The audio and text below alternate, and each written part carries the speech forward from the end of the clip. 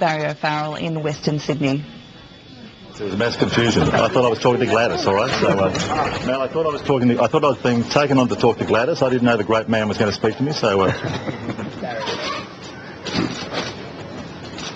Morning, journalists. Morning, Lee. Special welcome.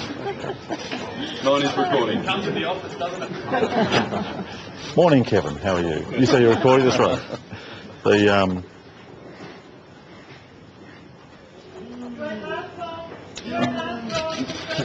Well, at least 4 years. We write. Look, terrific to be here today with part of the Liberal Party's Western Sydney contingent, including a great new member for Parramatta in Jeff Lee. What we've seen yesterday is Labor recording the highest number of seats lost by any party over the past 70 years. What we've seen overnight is the Liberal Party achieving its best ever results, and with the Liberal National Party, the strongest ever results we've recorded in the state parliament. As I said last night, we targeted many seats. We had our eyes on many seats, but we won last night seats that we'd never ever dreamt of winning. And you know, whether it's Andy Rowan in Smithfield, whether it's Brian Doyle in Campbelltown, whether the thumping victory that Jai Rowell had in Wallandilly, whether Stu Ayres and Tanya Davies hanging on to that sort of western part of Sydney, all of these members have demonstrated that the Liberal Party can be a home to anyone who wants to vote for them.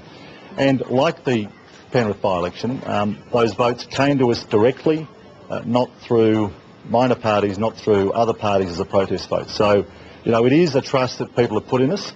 It's a trust we're determined to deliver on.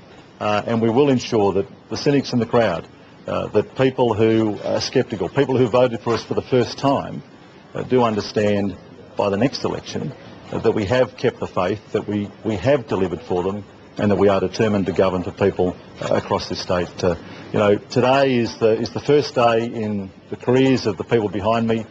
They know those careers are going to be about delivering on the promises that we made to the people of this state, promises to improve services they rely upon, promises to improve our health system, our transport systems, promises to grow the economy, to create those jobs and opportunities that people need, and above all, promises to ensure that the dreams and aspirations of people across this city and across this state remain alive, remain strong, and continue to benefit us all.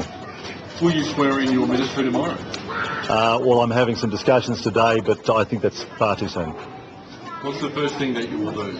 Well, first thing I'll do is sit down with Andrew Stoneman and talk about those sorts of things, Kevin. And your first priority? Look, my priority, my biggest priority will remain transport. Health is important, and Gillian Skinner will do a great job as the state's health minister, but of course it's a shared responsibility.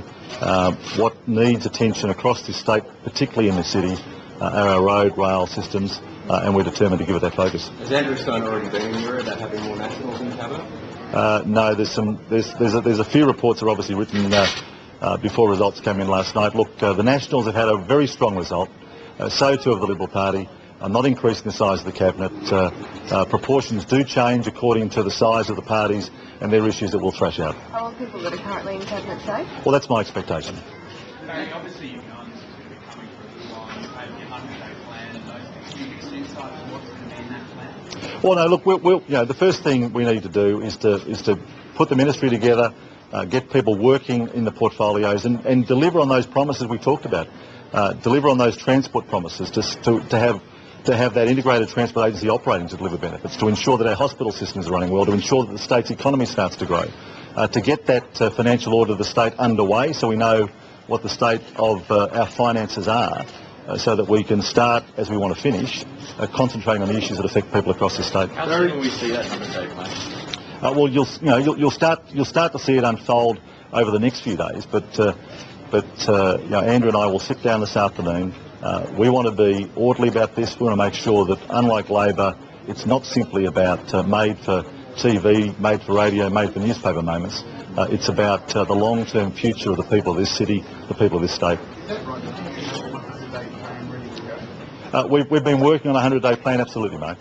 In that 100-day plan, which when are we going to see you with the hard hat on and actually getting down to business which is what people of Western Sydney want to see. They want to see work starting. From day one, and that work won't just be about construction projects, won't just be about the millions of dollars we announced during the campaign into projects like the Warrington bypass that are long overdue.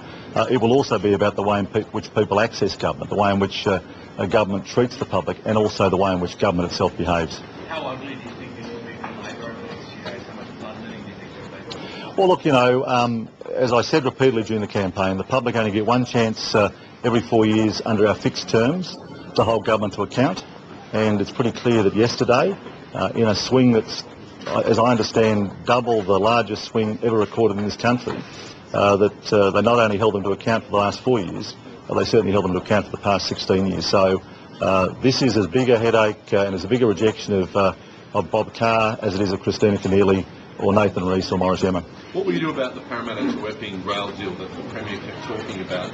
Do you think you can go down to Canberra, have a chat to Anthony Albanese and say, look, OK, we've got the Northwest, can you help us with that? Well, I don't just think it, I now know it. We have a mandate. We have a mandate to prioritise the infrastructure backlog we inherit. We have a mandate to get on and build that Northwest Rail Link, and we have a mandate to sit down with the federal government to talk to them about putting money into the project that the Centre for Independent Economics said was the most important rail project in this city. Building that Northwest Rail Link, completing the Southwest Rail Link to get cars off the M5, the M7, the M2 to free up traffic across the city, and then, of course, have the work done on the prioritisation of when Parramatta to Epping will happen. Parramatta to Epping is an important rail project. I've said that before. Di Bartok's heard me say that before. The fact is we can't do them all at once. We are determined to do them. We are determined to put in place that infrastructure strategy that New South Wales needs. In 4 years' time, Barry, in 4 years' time, what would you like to say you've done? What would? Well, I'd like to have an infrastructure strategy set out for the state and work starting on an infrastructure strategy, not just Northwest and Southwest rail links, not just the widening of the M5, but also that convention centre we've talked about, and whatever other projects are available. We need to deliver those hospital infrastructure projects promised time and time again by this state government, not just in this city, but particularly in rural and regional areas. Those hospitals in Dubbo and Parkes and Forbes, in Wagga Wagga, in Tamworth, in Port Macquarie, in Bega and Lismore, that have been promised over 16 years and not delivered. I don't go. Well, that's another of the discussions I'll be having this afternoon with the head of premiers in the cabinet.